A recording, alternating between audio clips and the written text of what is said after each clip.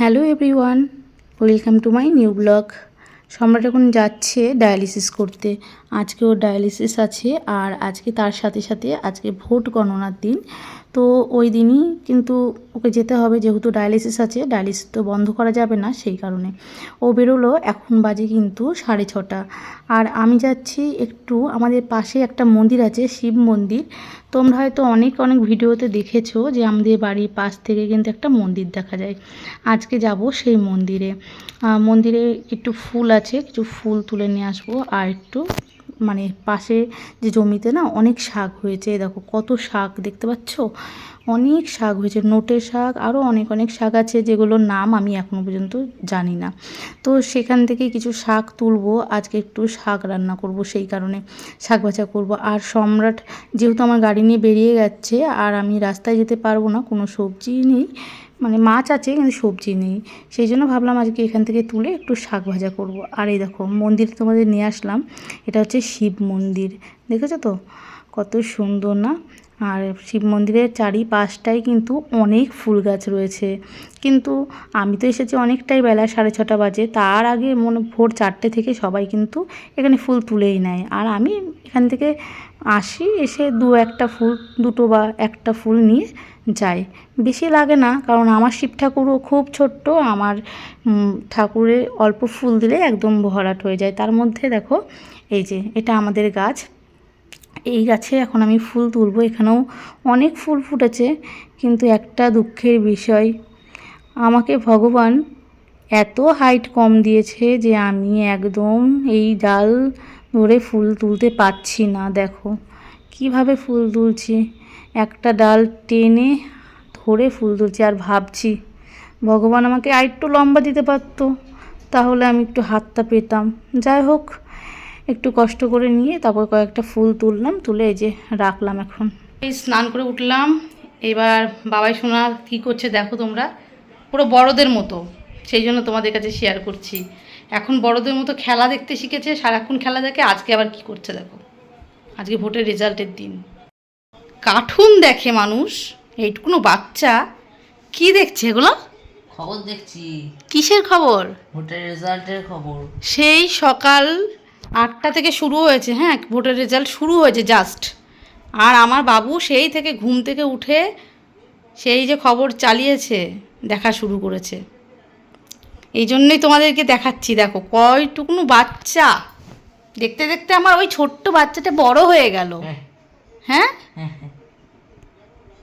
ছোট্ট বাচ্চাটা বড় হয়ে গেল তো। ভোট কখন শেষ হবে?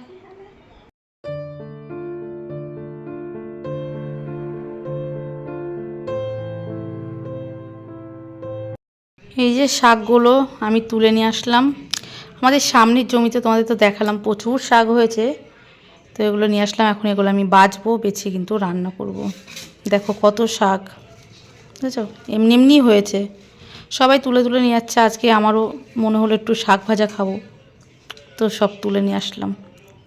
কি সুন্দর না, আমি আবার সব শাক চিনিও না, তার মধ্যে 2-1টা চিনি, বাদবাকিগুলো চিনি না। যা গরম পড়েছে, আমি আজকে ঠিক করেছি গরম ভাত একদম খাবো না, তাই কালকে রাতের বেলায় জল দিয়ে রেখেছিলাম, জল দিয়ে এখন আমি পান্তা ভাত খাবো।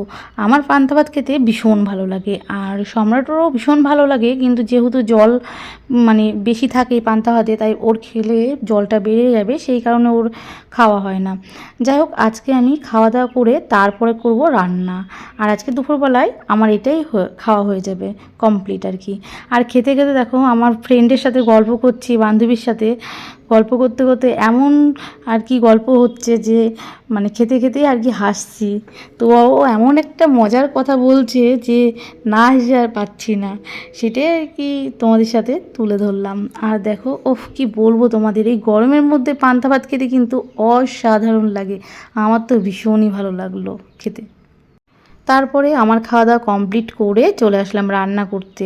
তো আমার তো পেট ভর্তি হয়ে গেছে, কিন্তু আমার তো আরও দুজন আছে, তাদের জন্য কিন্তু এখন আমাকে রান্না করতেই হবে। তো এখন আমি রান্না করছি, ঘরে ছিল পাবদা মাছ, তো পাবদা মাছ এখানে আমি দেখো লবণ হলুদ মাখিয়ে নিয়েছি, আর আজকে দুবেলার জন্যই রান্না করে নিচ্ছি, সেই জন্য একটু বেশি করেই নিয়ে নিয়েছি। আর এই যে পাবদা মাছ রান্না করছি, আমি পাবদা মাছটা এভাবেই রান্না করি, তো এই কালো জিরে বাটা দিয়ে সেইভাবেই আর কি রান্না করছি। রান্না করতে করতে এত মাথা গরম হয়ে গেল, তোমাদের কি বলবো। তোমাদের দাদাভাইকে ফোন করেই যাচ্ছি, কিছুতেই ফোন তুলছে না। তারপরে অনেকবার 4-5 বার ফোন করার পরে ফোন তুললো। ফোন তুলে বলছে যে ওর নাকি ডায়ালিসিস কমপ্লিট হয়ে ও নাকি আবার চলে গেছে ভাড়ায়, এয়ারপোর্ট ভাড়া এসেছিলো সেখানেই নাকি চলে গেছে। তোমরাই বলো, আজকে এমনিতেই ভোট গণনার দিন, তার মধ্যে আবার ডায়ালিসিস। এই অবস্থাতে কারোর কি যাওয়া উচিত বলো? কিছুতেই আমার কথা শুনবে না, কোনো কথা শোনে না। আসলে শরীর খারাপ হয়ে যাওয়ার পরে আমি ওকে না একটা কোনোভাবে কথা বলতে পারি, না ও আমার কোনো কথা শোনে। উল্টে ওর সব কথা আমাকে শুনতে হয়। মানে এত মাঝে মাঝে রেগে যায়, যার জন্য আমি কী করব, চুপ করেই থাকতে হয়। কিন্তু কি বলবো, আমার নিজের মাথাটা নিজের গরম হয়ে যাচ্ছে যে একটু এরকম করলে পরে শরীরটাও তো দেখতে হবে, যদি রাস্তাঘাটে কোনো প্রবলেম হয়। কিন্তু না, কে কার কথা শুনবে, সে তো আমার কথা একদমই শুনবে না, তার যেটাই ইচ্ছা সেটা করবেই। কি বলবো তোমাদের, আর এই রান্না করতে করতে আমার তো একদম আর ভালো লাগছে না। এসব ভেবে মাথার মধ্যে যদি টেনশান থাকে না, কোনো কিছু আর ভালো লাগে না। আর রান্না করতে ইচ্ছা করছিল না। যাই হোক, তাও তো করতে হবে, বাবাই সোনাকে খাওয়াতে হবে।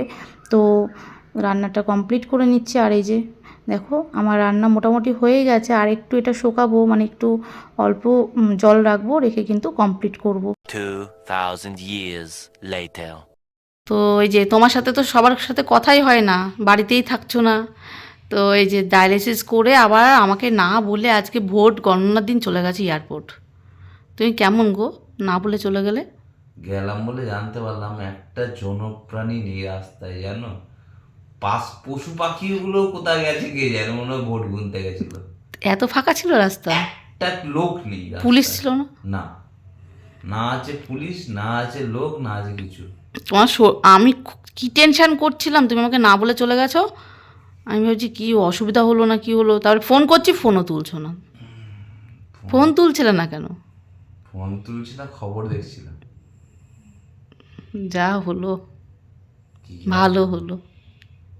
যা হয়েছে ভালোই হয়েছে। তা তোমার শরীর কেমন আছে সবাইকে সেটাই বলো। শরীর আছে, ভালোই আছে। তোমরা কেমন আছো? ভালোভাবে থাকবে, সবাই সুস্থ থাকবে। তো বাবাইকে এবার তো ফোন করতে হবে ডক্টরকে।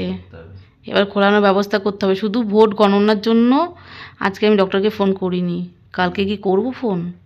কালকে ফোন করো। খোলাতে তো হবে, হুম। ও শান্তি পাবে খুললে পরে। এখন ও বেরোবে হচ্ছে, ঘুরতে যাবে, সন্ধে হলেই ঘুরতে যায়। তোমাকেও তো নিয়ে যাই, আজকে নিয়ে যাবো না, কারণ হচ্ছে আজকে যেতে হবে না। আবির টাবির মাখাবে কোথায়? চা খাবে? চা যদি করো একটুখানি খেয়ে বেরোতে পারি। ঠিক আছে, চা খেয়ে নাও। আর ইঞ্জেকশনটা করবে না আজকে? করবো তো, রাতে করবো। আমি কিন্তু আর মনে করাতে পারবো না। ঠিক আছে। যাও, চলো। তো বাবাই শোনার জন্য একটু আলু ভাজা করে নিয়েছি, আর এই যে বাবাইকে এখন আমি খাওয়াবো। চলো, আজকের মতো ভিডিওটা এইটুকু।